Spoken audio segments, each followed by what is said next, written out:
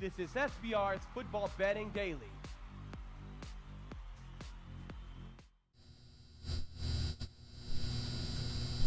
What up, football fans? It is Tuesday, November 20th at 4 p.m. Eastern Time, which means it is time for the Audible. My name is Jimmy the Bag, and I'm sitting beside, as always, the legend, Donnie Rightside. Donnie, how you feeling on this big turkey week? Turkey week, turkey shoot day. You get a full day of eating, some cocktails out there, and also, more importantly, some NFL football on Thursday. We'll factor it in all this week as well as going up to the Sunday games. Love it. Tuesday, crack open that book. Some injury information comes out, Jimmy, for Thanksgiving. Let's talk it over, have some fun, see if we can make the people some money out there. Let's make the people some money, and a big shout out to you for your call on the Chicago Bears. Great capping. You kept me off taking the Vikings, and you are doing a hell of a job. For reasons of transparency, I am going to be sharing my record now with you guys from the Low Shack in the Bag show. To begin each and every show, I started off very rough, had a very bad start, as I often do this year, it just seems to happen every single year. What I need to do is bet less games early in the season. I can't help myself for whatever reason, but I had a bad start. I even got to double-digit units down, but I fought my way back with the help of Donnie Rightside and the Whale Capper, but I'm coming off a tough week. 0-4 on my bets because on Low Shack in the Bag, I can line shop, and we know how important it is to line shop, and SBR Odds is the perfect place to do that. I was unable to line shop. I got the Giants at -3. I got them on the show at -2.5. Also, with Whale Capper being on the team total over on the Chargers, I was too afraid to bet the Chargers Broncos under, although I did make that an official pick. Rafa, could you please show my record on the Low Shack and the Bag show right now, at this moment, right now? That is it. Not bad. 6.0 ROI. I mean, if I could keep that all year in every sport, I would be a very, very happy man.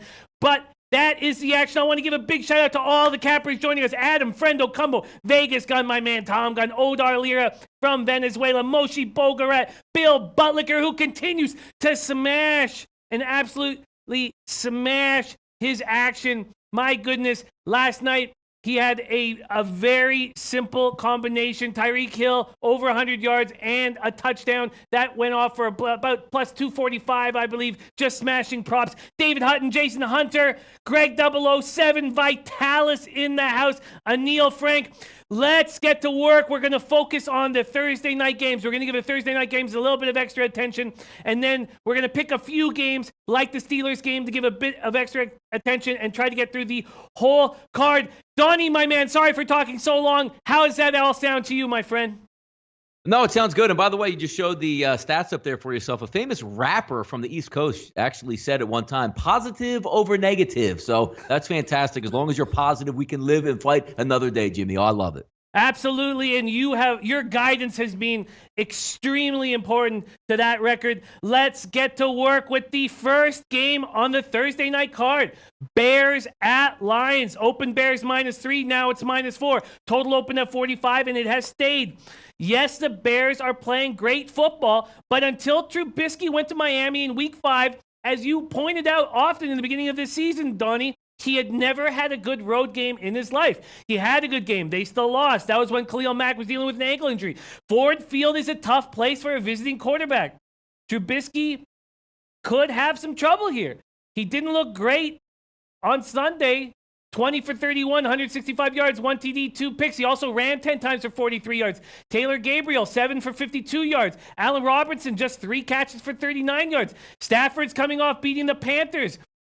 They also beat the New England Patriots there early in the year at Ford Field. Now, I know that was a different Patriots team. They have a ton of injuries at wide receiver, but Golladay went 8 for 113 yards. Ellington, 6 for 52. Stafford went 23 for 37, 220 yards, 1 TD. There was talk that they'd given up on the season by trading Tate. I think that win over the Panthers showed that they still have fight in them. Kerryon Johnson won't be in the lineup, but Blount and Riddick might be able to give something, or can they? 8 carries for just 1 yard last week. I have cheated the Lions to +8 on my Thanksgiving Day parlay, but I don't have a play on this game yet, and I can't wait to hear your breakdown of the Thanksgiving Day Bears-Lions, Donnie.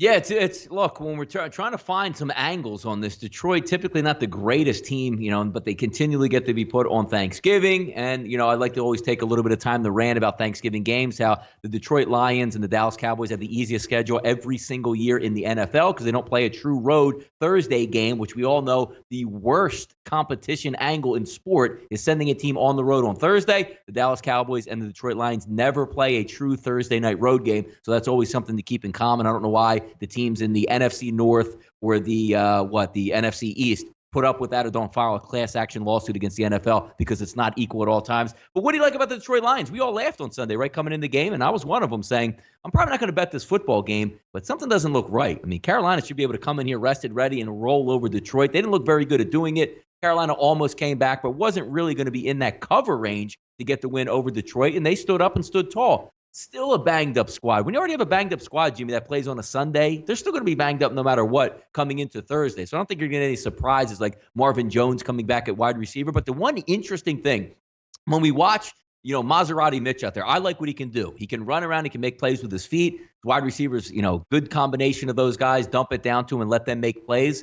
You saw late in the football game in that last drive a late hit that Mitchell Trubisky took that now is affecting his right shoulder. The last thing I want is Mitchell Trubisky, who's already not a great thrower, to have a problem with his throwing shoulder. So the interesting angle in this football game is I always like to take home teams. There's no question about it, and I would be leaning towards taking Detroit. But having said that, if that whole panic public storm comes back, Jimmy, oh my God, Mitchell Trubisky's not going to play in this football game.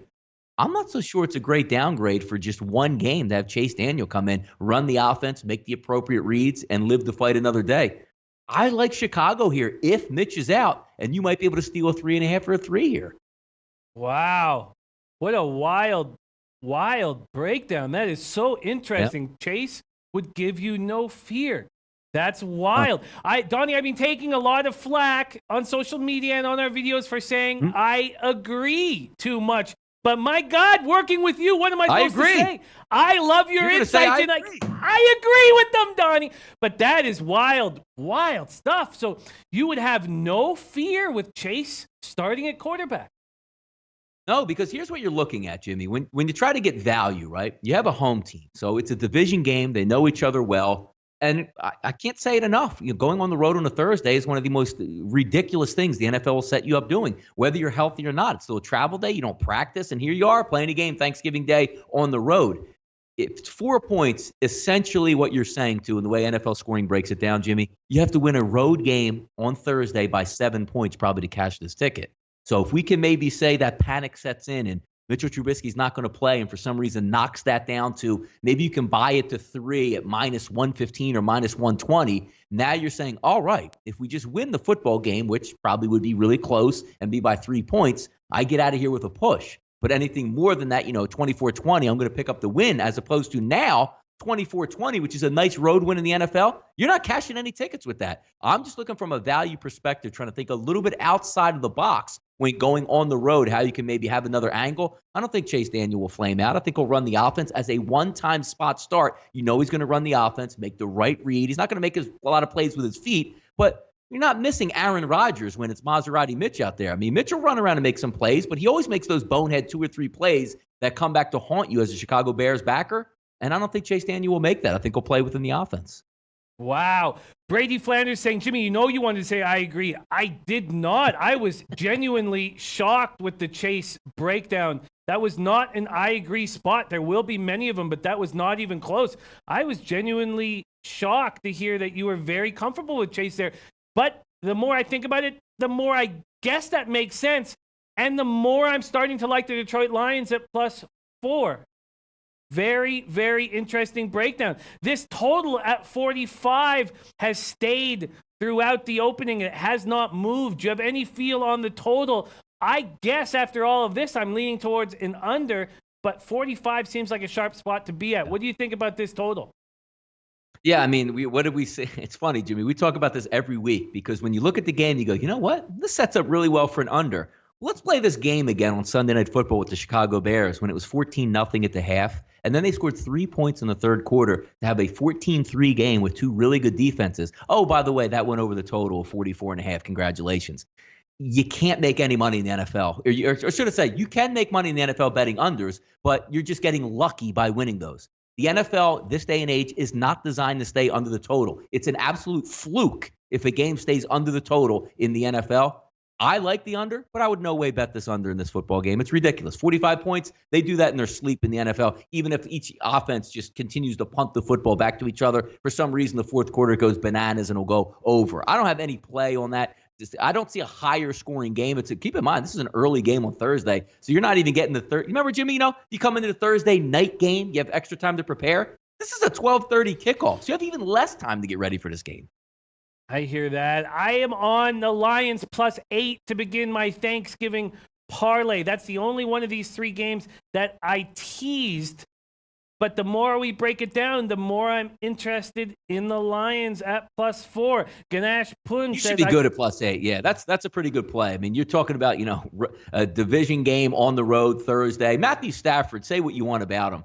He's going to throw it and throw it and throw it and throw it and throw it. So if he's down 14 points in the fourth quarter, he's going to throw you through that back door there. So I mean, teasers always look too good to be true, but that just sounds like the right move here, especially since it's Thursday. I just feel like it's so imperative to get through the first game on a Thanksgiving parlay.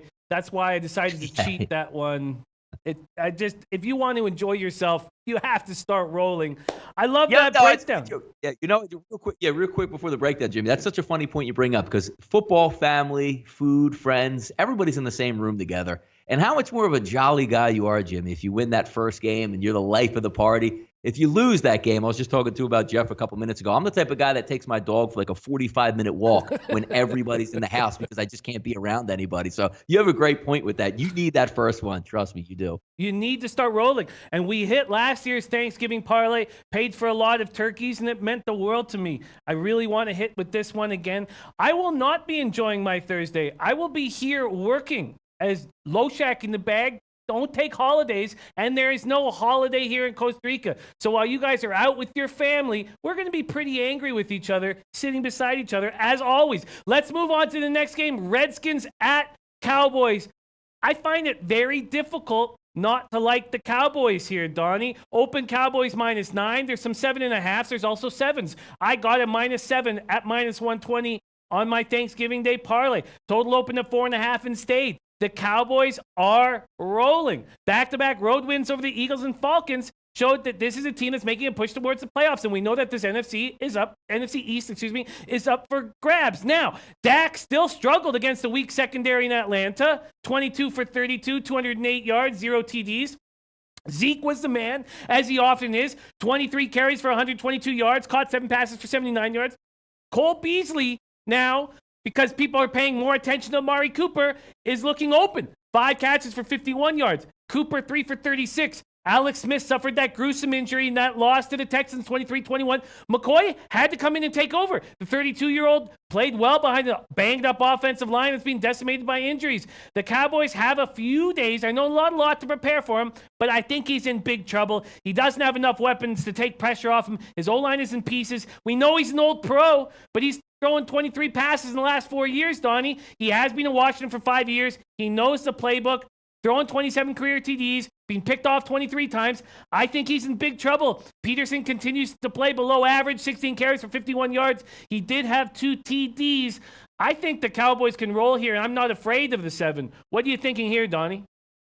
Yeah, I mean, the Cowboys are actually a pretty good team, the way you break it down. I mean, Dak Prescott's not a very good quarterback, but he has components around him that really help him out. It's an offensive line that's back, even banged up, has bounced back from a not-so-good year last year. Zeke Elliott, every bit the runner that you want out of the backfield. It just seems like he's always moving forward, 5 yards per carry. You now have a name at wide receiver. I mean, Amari Cooper's pretty good, but he's more of a name now, but at least he's going to roll coverage around so those other little Smurfs out there can try to get open for the Dallas Cowboys. And it has been working well, but I'm really impressed by their defense. And this defense with their front 4 getting pressure. If you watch the Atlanta game, if you watch the Philadelphia Eagles game, they live in the opposing team's backfield, which is absolutely enormous. It just wrecks your offense right off the bat. And oh yeah, you have a white linebacker from Boise State that when he was drafted, you're saying like he played 8-man football. He played at Boise State. He had a neck injury. Typical Dallas Cowboys move. They take drafted players that, are going to be high bust potential just because they can't even make it onto the field. He's been absolutely sensational, not only forcing turnovers, but just being in the right spot at the right time where plays are designed to go 15 to 20 yards, and he's making the play himself for no gain 1 yard or even taking losses. That is extremely impressive, and that's going to go a long way.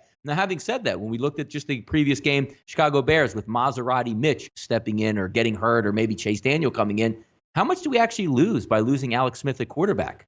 That's the whole question you're going to have. Colt McCoy can operate this offense just as good, if not better, than Alex Smith. The one thing you like about Alex Smith is he's a little bit more mobile, but he's not going to take any risks. So if you're looking for a game where, man, great throw, that's not Alex Smith. Boy, he really, launched that ball 50 yards downfield and we got a pass interference. That's not Alex Smith. At least Colt McCoy, say what you want about him. He's a journeyman type of guy, but he's going to run the offense that Jay Gruden's going to put out there. So I don't think it's that much of a downgrade. Now, you're also looking going on the road on a Thursday. It's another division game, the same one we had at noon. But the breakdown here is what you want to have is maybe even on the point spread looking at it. Don't you feel more comfortable, Jimmy, if the Dallas Cowboys, if you have it 7 or less, as opposed to 7.5 or more? Because we talk about the Washington Redskins defense every week. This is almost a mirror image going against each other. Strong front seven, good secondary. Both of these defenses can play out there. It's going to be who's going to make the majority of plays up front. And I'm not so sure it's a downgrade by having Colt McCoy in this football game this week. That's an interesting point that it's not so much of a downgrade. The way I handle these quarterbacks that are coming in due to an injury is when they come in the second half, I expect them to play well. That shock of going in, the defense is not prepared for what you have to offer, even if McCoy offers similar things than Smith. If McCoy wasn't 32, if he was 25, I would say, oh, wow, the Redskins are in trouble. McCoy's going to have to sleep knowing that he's the starting quarterback. And just because he's 32, I don't fully take that away. I think this is a high-pressure situation for Colt McCoy, and I don't expect him to play well. I don't expect him to be able to handle this situation. 27 career TDs, 23 interceptions. He does not have enough help in the wide receiver spots that are so crucial. If you want to key on Adrian Peterson, you completely shut him down. I love what Marinelli has done with this defense. I love what he's done every single year. I absolutely agree with you about Van Der Esch. When he came into the league, I thought, man, the Cowboys are going to have another Sean Lee on their hands, another guy who can be spectacular, but will most likely miss half of the season every season and could be out of this league in a couple of years with those neck injuries. This 40.5 total makes me uncomfortable. I don't think the Redskins are going to put up a lot of points, but I'm still very uncomfortable with low total. Do you have any feel on this total? Yeah, I mean, look, both of these teams, if put it this way, if Alex Smith played in the game, you would have to love the under because these are the two most dink and dunk quarterbacks that probably in NFL history that are going to line up side by side against each other. Colt McCoy, a little bit more of the outlier. Not to say he's going to be able to throw, 20 for 25 for 400 yards against the Dallas Cowboys, but you have to also know that he's a backup. So he might throw that interception where he doesn't make the right read, or maybe he's a little bit rusty out there. I think Washington will be able to move the football, but since Colt McCoy is playing in this game, I do tend to lean as more of an over because if you had the two dink and dunk boys matching it up out there, you might be looking 13-10 at the end of this football game on Thursday. I agree, Donnie. I agree. Nice breakdown. Yeah. And by the way, last time Colt McCoy did play a backup role and come into town and smoke Dallas a couple years back. So it's not like he's going to be going down there for the first time, and I've never done this before. He's been around the block a little bit. Yeah, he's an old, tested quarterback. He's a great backup to have. I don't think Mark Sanchez is going to do a goddamn thing for this team. No. But, yeah, I think that they're lucky they have Colt.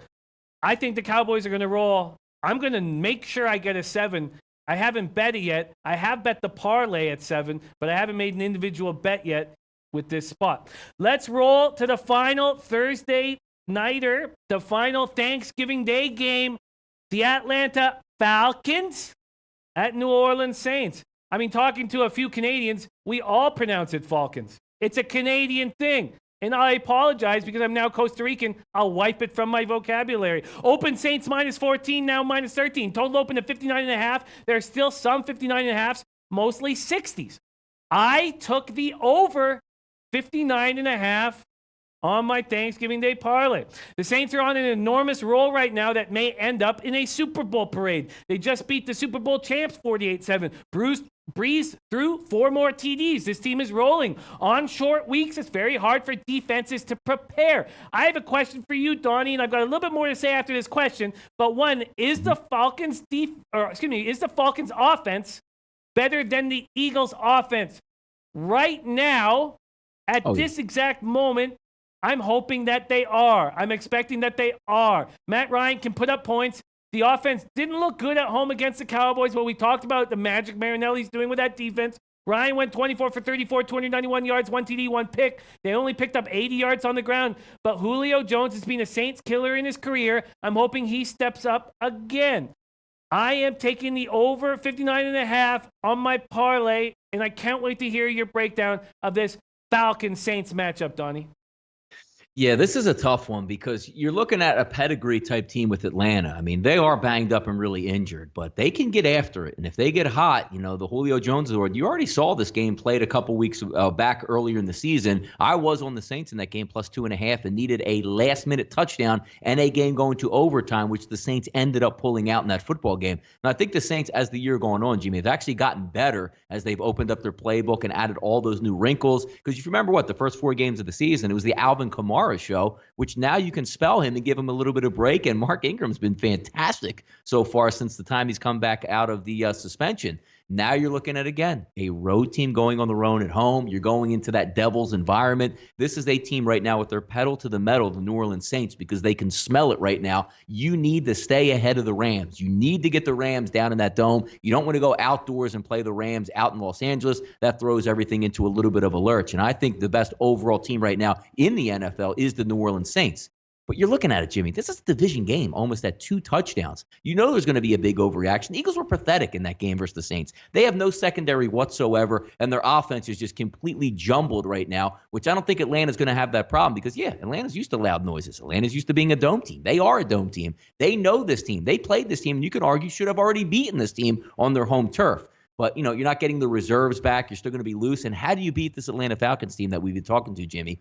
Put on an aerial assault, which Drew Brees can do with Michael Thomas in this type of football game. Be interesting to see some of the inactives coming off of that game versus the Atlanta Falcons if they can get anybody out. Deion Jones at linebacker would go a long way. But again, it's a Thursday. It's a short week. I don't think he's going to be ready for this one. I mean, I probably won't be on it either way, but boy, oh boy. I mean, I know the Saints are good, but are we laying 13.5 in division now all of a sudden? Very difficult to lay that number, even though the Saints look like a well-oiled machine. I don't want to lay it. Bill Butler saying, Jimmy, I'm telling you, the Saints are going to run for over 250 yards versus the Falcons. Moshe Bogart's already parlayed the Saints minus 12.5 and the over 59.5. Dablis Morales says Saints all the way. Mikey T says the Falcons killed my parlay last week, a bit baffled by their offense. Sometimes they look amazing and unstoppable, and sometimes they don't look so good. I agree with all of those comments there. If I had to make a play on the side, if I had to, I probably would take the Saints. But I don't want to do that with my money. With my money, I want to take the over 59.5. I know it's an extremely high over. What do you think about jumping on the over in this game, Donnie? Yeah, look, I mean, the Saints usually can just name their number, right? And you need a team that's going to play along with that because it doesn't matter if the Saints go up against Jacksonville or the 1975 Steelers. They're putting up 30 points. It's just what they do. It's in a dome. Drew Brees, you say, boy, why can't you just – if they can get some pressure on Drew Brees, nobody gets pressure on Drew Brees. It's not because their offensive line, which is really good. It's because Drew Brees knows it's coming. 23's blitzing. 44 is the middle linebacker. Watch out for this blitz. Check, kill. And there you go. Oh, they knew we were blitzing, and they just dumped it out in the flat for an 8-yard gain. So it's not about just let's bring the house against Drew Brees. He knows it's coming. Otherwise, everybody would just bring the house and get pressure and wreck their offense. That just doesn't take place. They're rolling right now, and it's hard to step in front of. But to your original point, when you look at the Falcons, outside of the Tampa Bay game, Giants 23-20, Washington a little bit higher scoring, but a 38-14, which wouldn't have gone over this total. Cleveland 28-16, Dallas 22-19. But those teams weren't going to be able to push the pace and say, where you really want to get Atlanta? How about if you get Atlanta down 21-10 in the second quarter? It's going to be the Julio Jones, Calvin Ridley, Mohamed Sanu show out there. And we know from one thing that you like with an over team in New Orleans, Jimmy, they don't stop. They don't care. They're up 35 versus the Eagles. Oh, 4th and 2, 4th and 3. Let's go for it and throw a bomb touchdown right on their head. If the Eagles would have participated last week, you might have had 75 or 80 points in that game. Just lends the beat points. 2 dome teams, 2 really good quarterbacks, a ton of weapons out there, and not great defenses. I agree with you, Jimmy. Even though it's a division game, there should be points here. Ooh, that makes me feel very good. So that is the breakdown, Donnie and I's breakdown of the 3 Thanksgiving games. I'm extremely excited about watching all of these, and I really like where I stand. I have Lions +8. I got that at -200. I got Cowboys -7 at -120. And I got the over in the Falcons-Saints game. All that was a +425 parlay. $30 will pay for your $125 cost of a Thanksgiving dinner. All right. Let's get to these Sunday games, Donnie. Let's start with the Jaguars at Bills. And we're going to need to keep kind of a brisk pace. I will be brisk. Let's get brisk. Let's get brisk.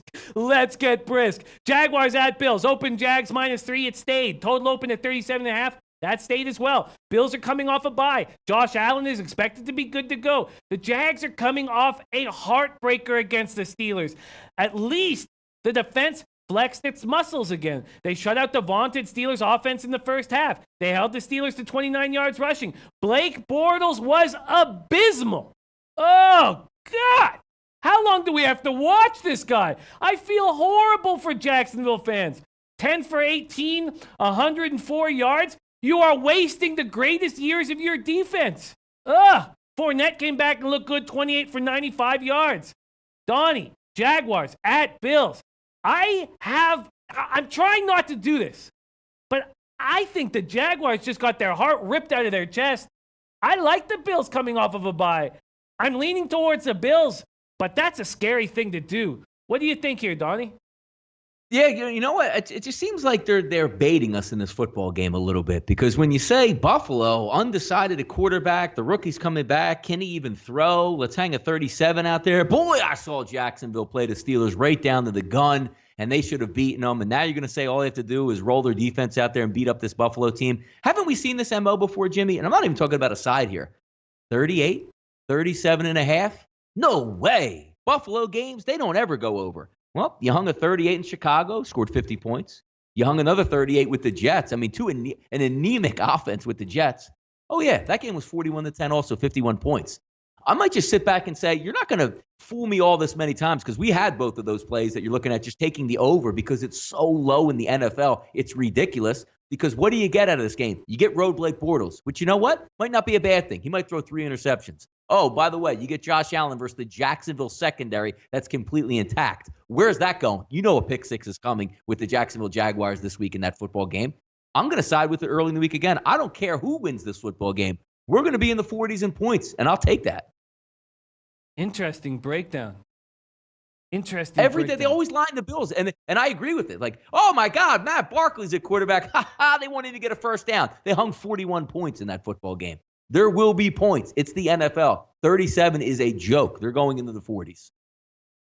Wow. Very, very interesting breakdown. Donnie liking the over 37.5 with Allen and Bortles. Very interesting. I like it. I really like that. What about a side, Donnie? Do you feel like, because even saying out loud that I was leaning towards the Bills scared me and made me feel uncomfortable. And it would. Like, this has the same setup as a lot of the other games where you say, you know, hey, man, Carolina's going in to play Detroit. They're just a better team. They're going to win.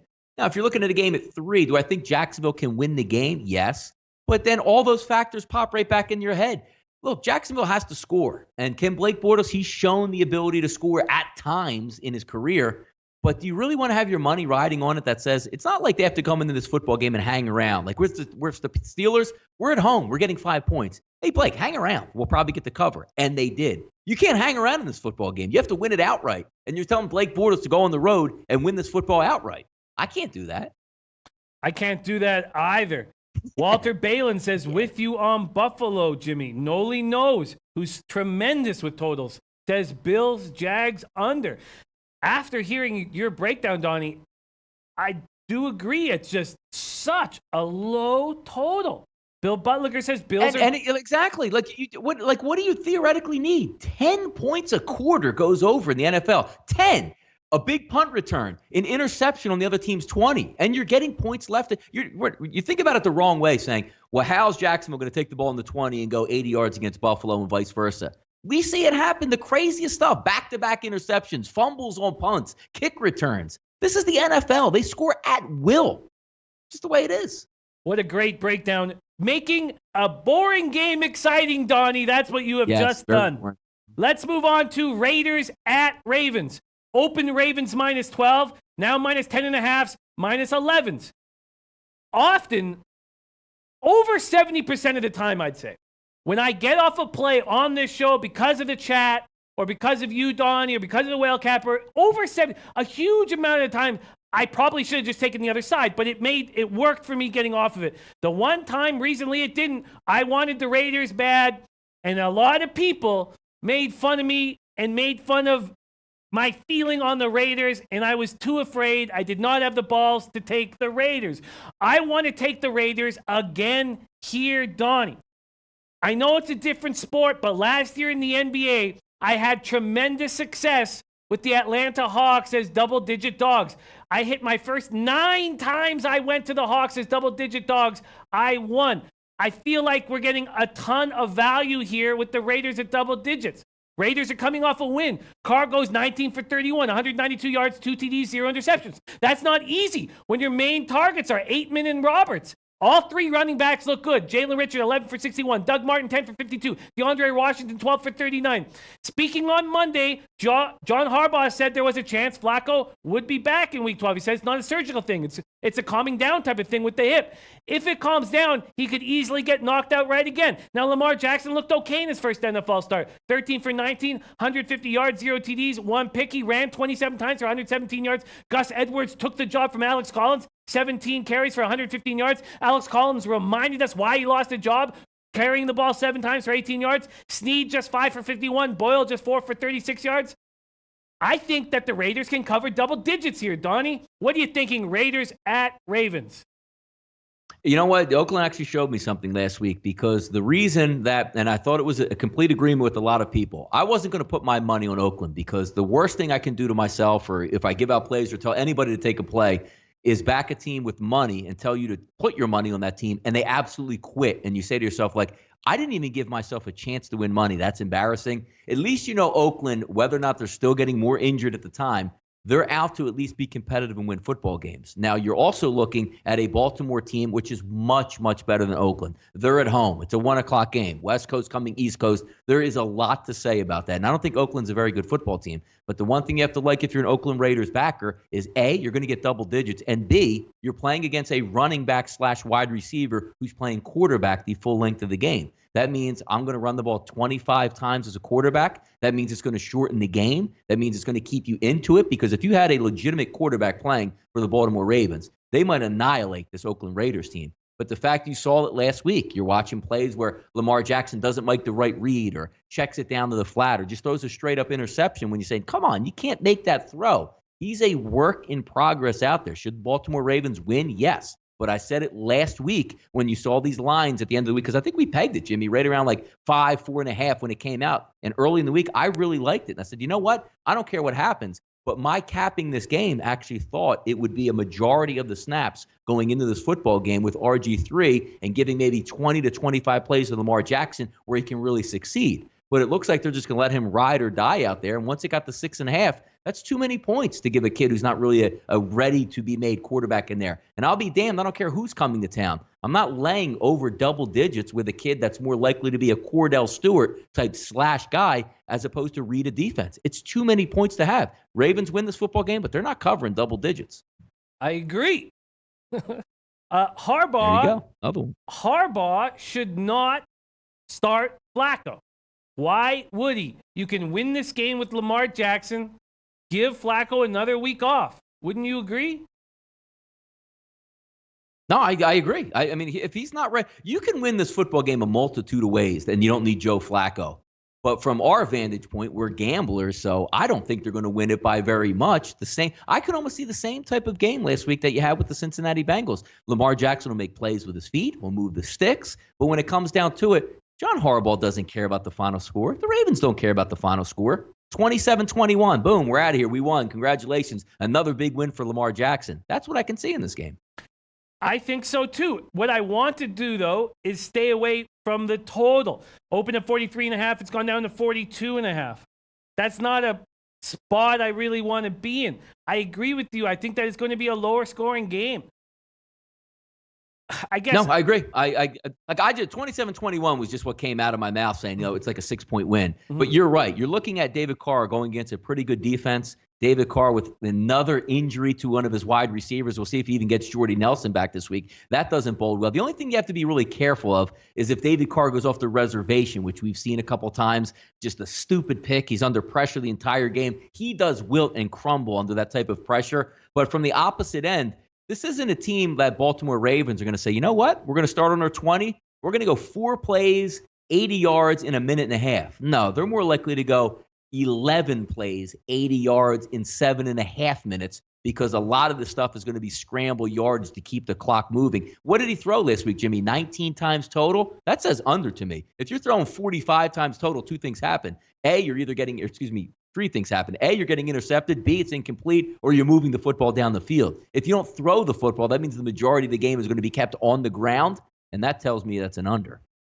I am going to get on the Raiders as soon as possible. In saying that, our man Robert Weimer says, I told you to take the Raiders on the money line last week. This week, forget it. Early game means they get blown out.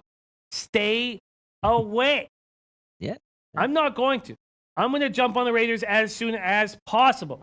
And it is King Rail's birthday today. Shout out to King Rail. Happy birthday. And he has a request, and it's not to me, Tony, and I understand why. It is to you. He says, can I ask you for an NFL birthday pick if you don't mind? Take your time with that, Donnie. Maybe at the end of the show, we both give our picks, our best picks, but for you, it'll be a birthday pick. Yeah, I'll get it. Yeah, he knows. He knows where to get me on DMs there. I'll take care of it, King Rail. We'll line one up for you, nice and sweet. You can take the woman out for your birthday, take the crew out on me on this. Oh, look at that, a private birthday pick. We can't even give this one out on the air. That's how special it is for a birthday. I like that. Let's roll into Niners at Buccaneers. Open Bucks -3, still some threes, mostly 3.5s. Niners have yet to win on the road. 0-5 is here. Is this their chance? They're coming off a bye. Reuben Foster will be back. Shanahan, we know Shanahan will have Mullins ready to roll off the bye. He does some magic with extra time with young quarterbacks, with any quarterbacks. The quarterback carousel continues with the W-eater Winston back starting. He looked pretty good. Almost brought them back against the Giants. Went 12 for 16, 199 yards, 2 TDs, 1 pick in their 38-35 loss to the Giants. Barber went 18 for 106. Evans went 6 for 120. Now O.J. Howard hurt his ankle and will not be going. Bill Butler just gave us an update saying that he's about to go on IR. Deshaun Jackson was invisible again. Levante David is still week to week. Donnie, is this the Niners' chance? Is this their chance to get their first road victory? I think they do have a good shot at this. Now, having said that, it's kind of interesting where, it seems like the MO of this Tampa Bay Buccaneers team is as long as we can get the backup quarterback in play, we can absolutely roll in this football game. Because whenever Jameis Winston comes in relief or Fitzpatrick comes in relief, they're like Joe Montana reborn and can go up and down the field. Both of these defenses aren't very good, but this is one I preface looking at because now you're getting a little bit of a tax. We're talking about San Francisco 49er games leveled now at 55.5. We're still talking about Nick Mullins at quarterback. This isn't Jimmy Garoppolo on speed dial the way he was last year for the last 5 games and everything was working right. You still have a rookie and he's going to be starting, I believe. Will this be his first road game, I believe? Yeah, because he played at home and then he came back and played the Giants at home. Yeah, this is his first road game in the NFL that you're expecting him to lead his offense into the 20s. That's going to be tough to do because when you look just on the outset, it's Tampa Bay. We get that. But if you get some help back on defense for the 49ers, maybe to slow down Tampa Bay a little bit with Jameis Winston, if you get some help back for Tampa Bay, because they were as injured as they're ever going to be on Sunday against the New York Giants, and they didn't put up a fight at all.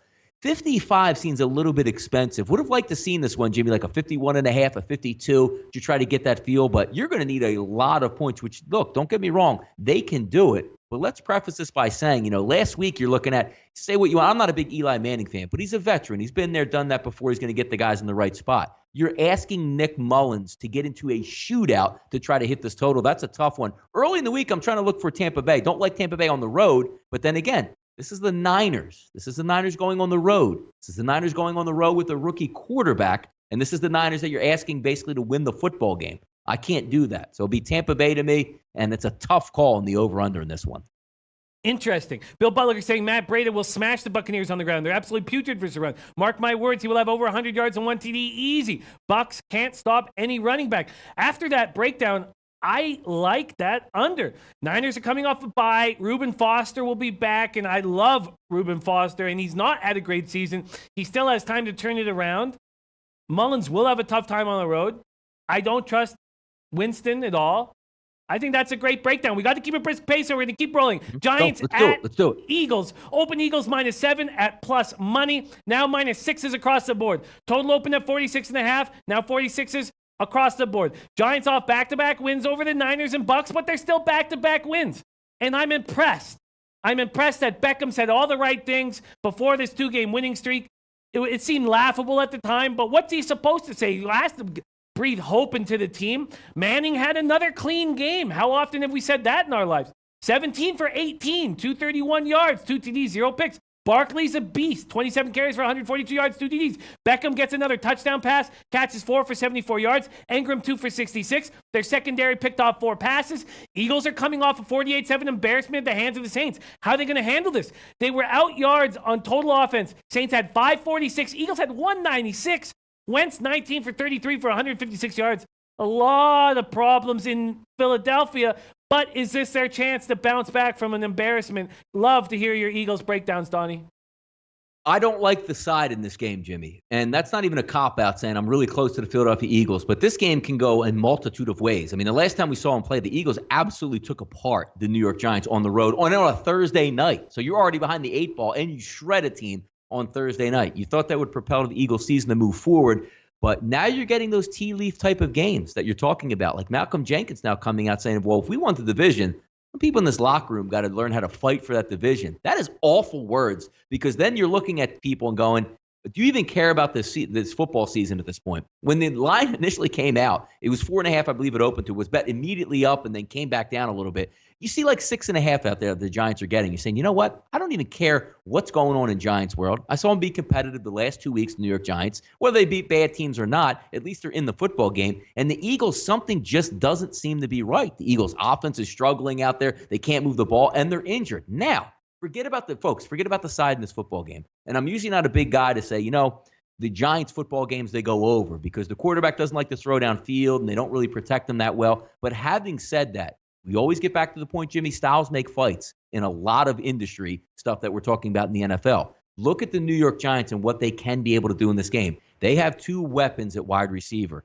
The Eagles have nobody in the secondary. Literally, Jimmy, playing like 5th, 6th, and 7th string quarterbacks back there. So now you say, all right, they'll be able to limit the running game. They have a good front 7. Jordan Hicks, which is the starting middle linebacker, up to a week or 2 ago, was having a really nice season. He's probably going to miss this football game already, and Nigel Bradham has been exposed and terrible this year, coming after a really good season last year. So that leaves you with a slowed-down Nigel Bradham and Camus Grugier-Hill at linebacker. The front 4 hasn't been getting that much of a pass rush. You have nobody on the back end to pretend to even stop anybody. That should give you some points for the New York Giants. Now, looking at the Philadelphia Eagles, what's the one team that they've actually gotten after the past couple weeks? It's the New York Giants. Because they don't really rush the passer. They don't have impact playmakers. They don't have a great secondary. This is one of those games where I can actually see teams go toe-to-toe. And isn't it refreshing, Jimmy? We're not talking about 55 like in the Tampa Bay game. We're not talking about 62.5 last night. 46.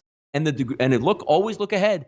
5 degrees, mile-an-hour winds in Philadelphia, mid-50s on Sunday. That's scoring weather for two teams to jump up off the mat, both get in the 20s, and we get a nice total hit over. I like the over here way more, Jimmy, than I like any side, because I could see either one of these teams actually winning this football game, which pains me to say that, but there will be some points in this game, and you don't need a lot. It's 46.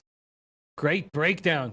That makes a ton of sense. Bill Butlicker and a ton of our cappers on the chat are saying it's Giants, Giants, Giants. Bill Butlicker says, as soon as the prop comes out, I'm putting 3 units on OBJ to go over 100 yards and 1 TD regardless of the odds. It's an absolute smash spot for him. They may want to stop him, but they can't. Great breakdown, Donnie. Let's keep rolling. Browns at Bengals. Go. Open Bengals -3. It stayed. Total open at 48. Now mostly 47.5. Some 47s. Browns coming off a bye. They're pretty healthy. Can Greg Williams have them firing? Bengals didn't look awful against the Ravens. Dalton went 19 for 36, 211 yards, 2 TDs, 0 picks. Pretty good. Pretty good without A.J. Green. Their running game was non-existent. 16 carries for 48 yards, highlighted by Mixon going 12 for 14 yards. Browns at Bengals, Donnie. Yeah, Browns at Bengals here. There's 2 simple points for me in this game, and we'll keep it quick so we can keep it moving. If A.J. Green plays in this football game, you're going to tell me that Cincinnati's still going to be a -3. I'm going to eat up Cincinnati. I'll take Cincinnati. They're the overall football team to begin with. And the second point of it is, I'm not backing an organization at this point again that has baseball guys in the front office, tried to have a GM who was a lawyer, and now is looking at Condoleezza Rice as a head coach. That team is broken. That city is broken. Give me the Bengals in this game. I love going down to Cleveland, which I've done many times from Toronto, just a 5-hour drive. But you're absolutely right. Making very questionable decisions. Sure. Yeah. Sorry, what was that, Don? Yes. No, the Rust Belt down there is getting kind of rusty trombone-ish, if you know what I mean. I do. Sadly, I do. Sadly, I do. You do, yeah. Let's keep rolling. Patriots at Jets. We have to roll through these games pretty quickly because we need to spend a little bit of extra time on the Steelers game. Patriots, Jets, open Patriots -9.5. A couple -10s on the board. Total open to 46.5.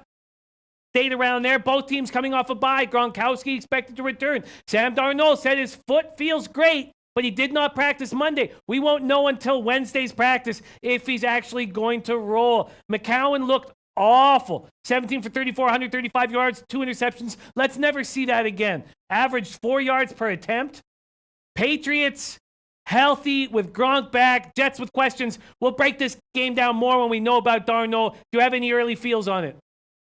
It's a tough one. I mean, 88% of the public, Jimmy, lining up on New England, and why not? You don't even know who's going to play quarterback. If the young kid comes back who's not even practicing, but he feels really good, so I don't know what that means. That just doesn't sound like they're going to be rested and ready for this game or in the right mindset. You're looking for New England to get a bounce-back game, but it is a division road game. You have to win by double digits. This is one that's a typical game, which I'm glad we do 2 shows, Jimmy, because I don't have a feel either way in this game, because maybe you get, hey, Gronk feels good, looks great. Edelman looks great. Sony Michel has his best week of practice, and the Jets are falling apart at the seams where they don't even know who's going to play quarterback. I need more time on this one, so I don't have an opinion right off the bat. If you had to take a play, I'm certainly not leaning towards the Jets in this one, that's for sure. It's impossible to lean toward the Jets, even though they've offered us enormous value over the last few years at home against the Patriots. But impossible. Yes, correct. Impossible to back them here at this point.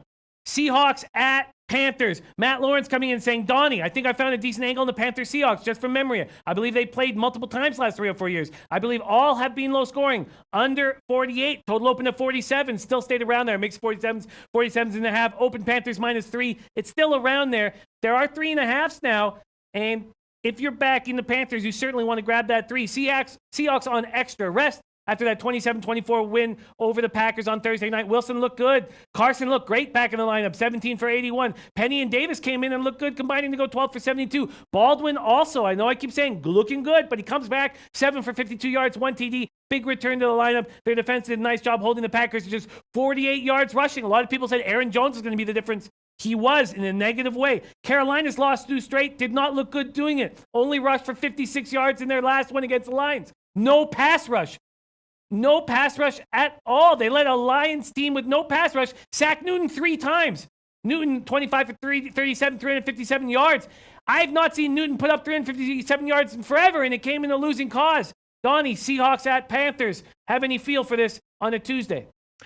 Yeah, I like. I'm always a big backer. Like, Dallas at home usually plays much better than they do on the road, but they did buck that trend, played well the past couple weeks. The same thing for Carolina Panthers. They're a really good home team. I mean, it's not for some reason. Most teams are much better at home than they are away. But if we take a look at like a total side, if you're looking at 48, let's take a look at the Seattle Seahawks real quick and the MO that they like to use, which you can almost put a mirror up there. They like to run a lot of RPOs, read option type principles, not so much as throwing bombs, but more intermediate routes where your quarterback's going to make plays, and more importantly, your quarterback's going to run on 3rd and 3 to extend the change and keep the clock moving. The high flyers of the league is what I like to talk about versus the low flyers. Let's take a look at Seattle real quick. Denver, 27-24, 51 points in the first game versus Denver. But take a look at the teams that they play next who don't intend, the Rams of the world or maybe the New Orleans of the world. Let's take a look at the lower flyer guys. 24-17 at Chicago, 24-13 Dallas, 20-17 Arizona, 27-3 Oakland, 28-14 Detroit, 25-17 Chargers.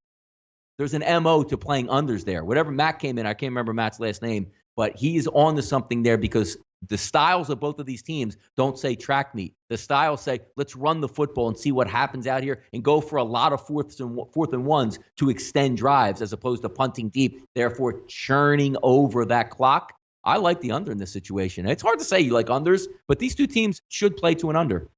Donnie Rightside agreeing with Matt Lawrence, and also Robert Weimer agreeing as well. Says run left, run right, run to the window, win the under. Cardinals at Chargers. Open Chargers at -13 at plus money. Now -12.5, 12s, 11.5. Total open at 44. Now a mix of 44.5s and 45s.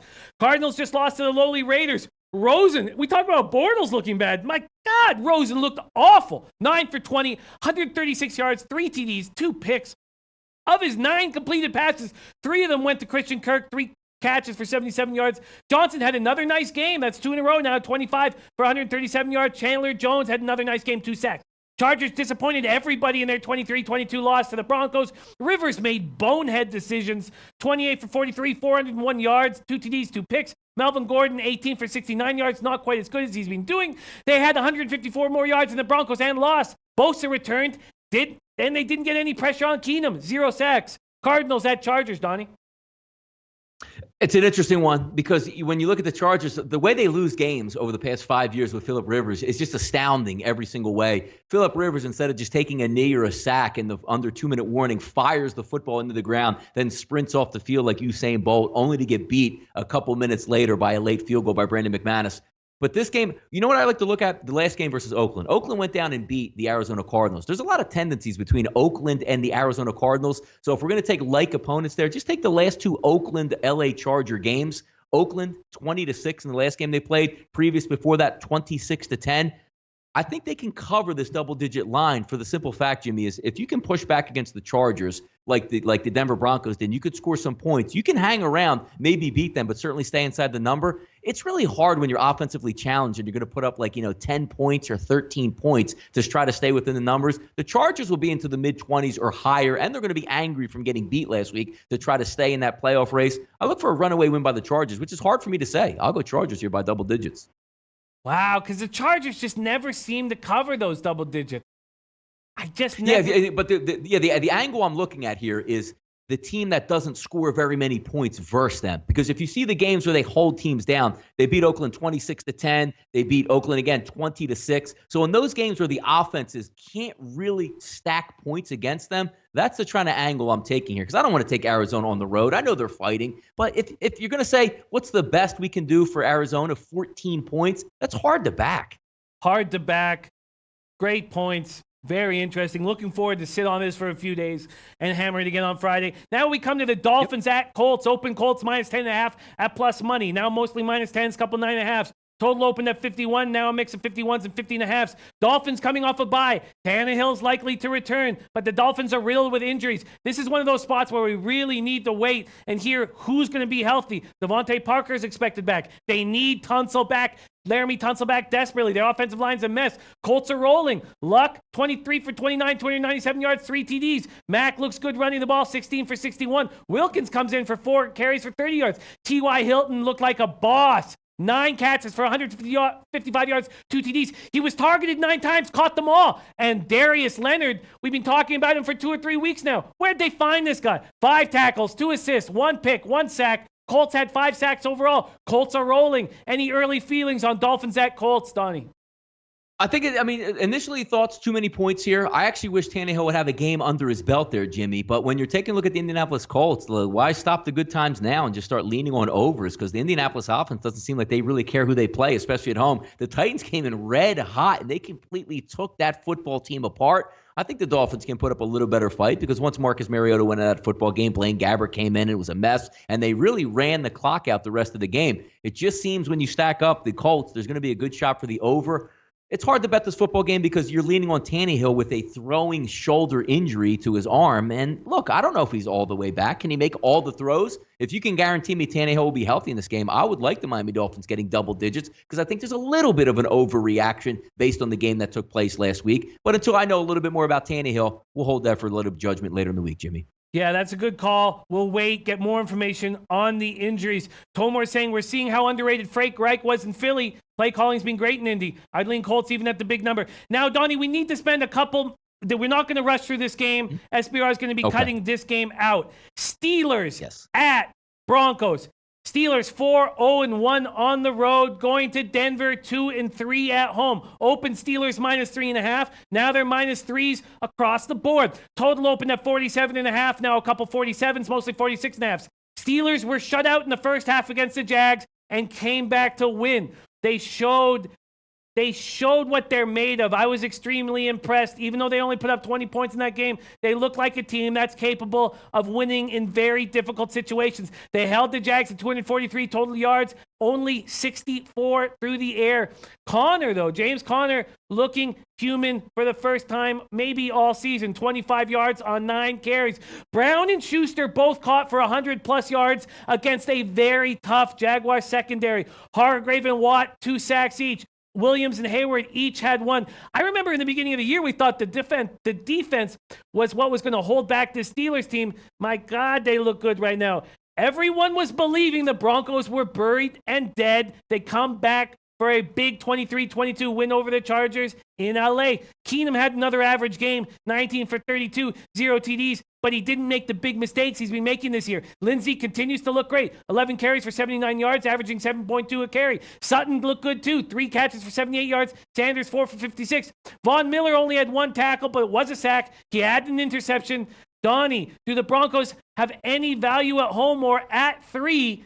Do we go right back to the Pittsburgh Steelers? Well, I love the win last week by Denver. That's not one of those games where you take a deep breath and whew, man, that was so hard. We won that football game. You went out there and beat a division opponent. Now you're going to come home with a little bit of energy. And yeah, it's hard to bet against the Pittsburgh Steelers, but sometimes you have to take a look at what they've done on the season. You can't just say, boy, I see them at home and they're pretty good. You have to take a look at what their wins and losses would be and how they play each other on the road. Going to Denver, not the easiest thing. You get to play at elevation. Typically, it's a little bit cooler. I haven't actually checked on the weather conditions, but let's take a look at Pittsburgh. Play on the road to open up the season versus the Cleveland Browns, 21-21. You played at Tampa Bay, 30-27. You played at Cincinnati. Game was 21-21 in the last minute. You scored a touchdown to win that game by 7. You go play the Baltimore Ravens, another tough game, 23-16. Then you go beat Jacksonville 20-16 when you needed to come back down 16-0. There's not a lot of blowouts or really extended. Boy, the Steelers should run away with this football game. And then vice versa, when you take a look at the Denver Broncos, let's look at their wins at home. Seattle and Oakland. All right, you got the job done. You beat those football teams. But then you take a look at the losses and look who they've lost to and look what the score has been. We saw that Monday Night Football game a couple weeks ago where they played the unstoppable Kansas City Chiefs. They should have won that game, but they only lost by 4 points. The Houston game, that debacle, they lost it, but they lost it by 2 points. And they lost to some other team that's pretty good at home, the Los Angeles Rams, by 3. This team is going to knuckle up and play football at home. I'm leaning. If I can get 3.5, that'd be great. But even at 3, I'm not going to lie, Jimmy, I'm leaning early in the week. Give me those Denver Broncos at home in elevation to beat the Pittsburgh Steelers. Wow, that's an exciting big balls play. The weather on Sunday in Denver, Colorado, sunny. A high of 42 Fahrenheit. No, not bad. A low of 24 with 10-mile-per-hour winds. Not bad at all. Not bad at all. Yeah. Wow, Donnie. The Broncos. Ooh. What do you think about that total? Yeah, the total's going to – I'll get to that in a second. But, I mean, look at the toe-to-toe games they're going to. Look at the 4 out of the last 5 games, Jimmy, that Denver's played. Rams, Kansas City, Houston, and the Chargers.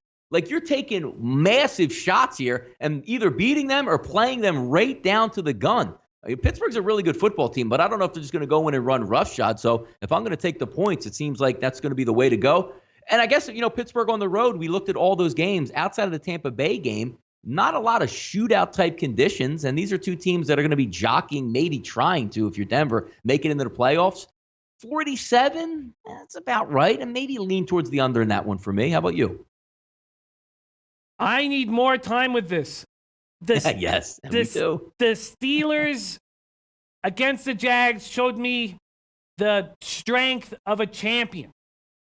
And the Broncos maybe beat a Chargers team that we were a little too high on. I'm confused with the way Von Miller's playing. I need more than one tackle, even if it's a sack and an interception. Clearly, they're focusing on him and not Chubb. Do you feel like Von Miller is not playing exactly the way we are used to him playing? No, I think he'll be fine. I mean, you run through those stretches there. One of the hardest things to do in the NFL is when you're a top sack guy, you're going to be under the microscope. They're going to be double and triple teaming you. And as long as somebody else can provide some help on the other side, he'll be fine. And what do we like best about the Pittsburgh Steelers and when we have Ben Roethlisberger? Who holds the football longer than Big Ben? That's more time to get home on the quarterback. When we say like Drew Brees drops back real quick and gets rid of the football, you can't sack him. Big Ben is there for the taking. There's a lot of points. Much more comfortable taking an under when it's at 47 or 46.5. In fact, I expect that to be 45.5 when we get back here on Friday. Ooh, what do you think, Donnie? Yeah, a little Black Friday action there. See if that line moves. Sure. Yeah. Oh, exciting. Wow. Donnie Rightside on the Broncos. That's going to be very exciting. I can't wait to mention that on the Low Bag Show. Donnie Rightside liking the Broncos early. But as we remember, we've liked teams on a Tuesday and gathered more information, sat with it for a few days and not liked them on the Friday. Mm-hmm. So we'll see how things roll here on the Friday. Okay, we got to get through these two games very, very quickly. Just touch on them. We don't need to spend too much time on the Monday Nighter because we're still figuring out Mariota's health. But Donnie, Packers at Vikings. Open Vikings -4.5. Now a couple -3.5s, -3s. Packers on extra rest after that 27-24 loss on Thursday. When I watch the Packers play, I think, God, all you got to do is cover Davante Adams. 10 for 166 yards, the only wideout you have to cover. Other than Aaron Jones out of the backfield, only Lance Kendricks caught more than one pass against the Seahawks. Kyle Fackrell had 3 sacks. No one else did anything. Vikings coming off that 25-20 loss at Chicago that you broke down so expertly. Cousins, 30 for 46, 262 yards, 2 TDs, 2 picks, and no running game whatsoever. 14 carries for 14 carries for 22 yards. Dalvin Cook, nowhere to be found. Xavier Rhodes came back. They still need Anthony Barr rolling badly. Do you have any feel early on Packers at Vikings, Donnie? Yeah, why do we like the Packers? Like, why do we sit back here like you have a poster on your wall of Aaron Rodgers and you can't go against the almighty God at quarterback? Like, do we have to remind ourselves every single week what the Green Bay Packers are as a team and remind ourselves every week about what the Green Bay Packers do on the road? Let's take a look again. Let's go down memory lane real quick, right? At Washington, congratulations, you got pounded 31-17. At Detroit, congratulations, you got pounded 31-23. At the Rams, congratulations, you kept it close, but you still lost 29-27. You go to New England Patriots, congratulations, you lost by 2 touchdowns, 31-17. You went to Seattle, congratulations, you lost again. Do we see a pattern here with the Green Bay Packers? This isn't Aaron Rodgers of 5 years ago, and, you have Clay Matthews of 5 years ago wreaking havoc. This is a very average football team, and I love the fact that Minnesota got beat on Sunday Night Football by a really good Bears team because Minnesota's going to come back in the Dome, and maybe Aaron Rodgers busts another clavicle. He's going to get hit so many times in this game. They're going to be revved up and ready, and I'm shocked that this line opened up at 4 and now is dipping back to 3.5, and I'm seeing some 3s. Give me an even 3 in this game, and we are laying the wood on the Minnesota Vikings this Sunday night. That makes a ton of sense, Donnie. May I say, Donnie, you are exceptionally sharp in this show. I am loving your reads on these games. Sharp, to the point. You're doing a hell of a job. I don't want to spend too much time on this Titans-Texans spot, Donnie, worrying about Mariota's health. Bet Online just released. I believe they're the only book out there that's released lines. Texans -6, total 41.5. Titans coming off the ugly loss at Indy. Texans did not look good, squeaking by the Redskins 23-21. Do you have any feel on this Titans-Texans game? Yes, I do. If Marcus Mariota is healthy for this football game, these two teams are going to be like battle axes out there. There's not going to be a lot of movement out there. They'll play it a little bit closer to the vest. And if it's 6.5 and it stays with Marcus Mariota, I actually would lean at how bad Tennessee was. I still would lean towards Tennessee keeping that game close and under the number. But all bets are off. If Blaine Gabbert shows up in this football game, he's going to get wrecked. So that's the way I'm going to lean early in the week, which is great. When we come back Friday, we'll see if we have some different information on who's going to play quarterback. Absolutely. Also, Bill Butler, like in the over in the Packers-Vikings game, you were right. The more I sit with that, the Vikings at -3 seem like a really wonderful opportunity. Yeah, come on. I mean, they're going to get healthy. Maybe Anthony Barr comes back for this game. Maybe Sendejo's back. They're completely healthy. You're going to have both running backs in the game, your wide receivers. You'll be at home in a dome where you don't have to go and be really cold, which the Packers would have the advantage. What's not to like it? They're a home team. Just win. Go win, Minnesota. I predict there will be no -3s available when we come back here. Damn it, Jimmy. Friday. That's not what I wanted to hear. I wanted to hear something. I wanted you to tell me something else on that you predict there will be -3s and we'll party.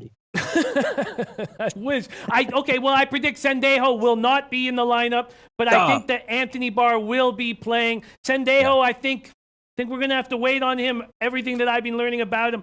Wow, what a great show, Donnie. We got to get out of here right now. It's a treat working with you. Everybody in the chat, sorry we didn't have more time to break down your insights. We will, though, on Friday when we're joined with the Whale Capper. Donnie, my man, would you put a bow on this show and send us into the night? Look, you got Thanksgiving coming up. There's 3 games on Thanksgiving. You don't have to go quote unquote ham on those 3 games. There's a lot you can still chew off of the wishbone for Sunday as we have a little bit of play on words. But you saw today one of my favorite shows because sometimes you just open up that book of games, Jimmy, that we like to take a look at. You work through them, and even when you talk it through yourself, even when some things come out of your mouth, like, you know what? I didn't even think about that, even though I just said that. Use all that knowledge. We'll apply it later in the week. There's some games that we can check on some of the injury situations and try to dig in a little bit deeper. There's a lot of money to be made in the NFL if you bet it correctly and fire when you know you have some knowledge. It's fun doing a show with Jimmy here with sportsbookreview.com. It's what we do. It's football season. It's a lot of fun. We'll be back on Thursday, Black Friday, to try to get after it again with some more information. He's Jimmy the Bag. I'm Donnie Rightside. Good luck, and we'll see you back on Friday here, folks.